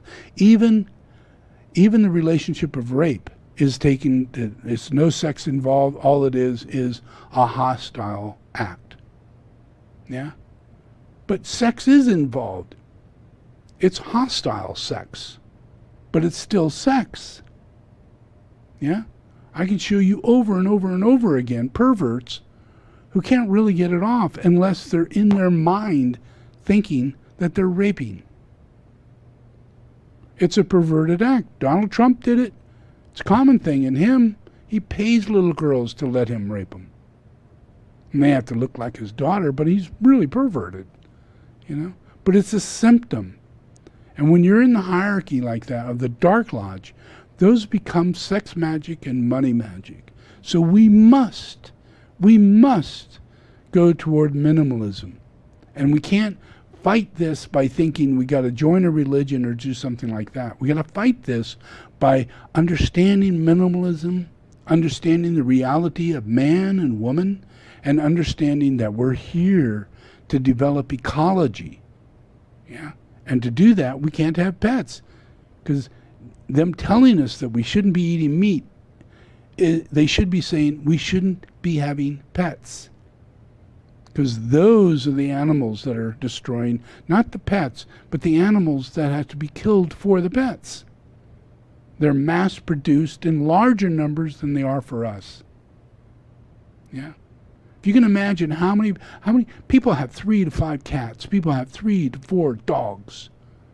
Those dogs poop out a lot. They eat a lot, you know. They're not eating carrots. They're not eating rice. They're not eating the grass on your lawn, you know. They're eating more than 5 kids, you know. And it comes in canned food, but it's still a horse. It's still another animal. And a lot of grain, and a lot of soy, yeah. You know, so it's all the things we think of, and yet we have all the people in the world starving to death. And there's no way we could ever take care of that if we don't have a proper minimalist understanding as to why we don't want pets. And we can't put that on us and say, we should not eat animals, but we should have pets. And we shouldn't have animals. We shouldn't eat animals because they cause so much harm to the environment by eating animals. That's the biggest piece of bullshit ever put on the planet. All we have to do is minimalize and stop having pets. Okay, take that one in. Enjoy.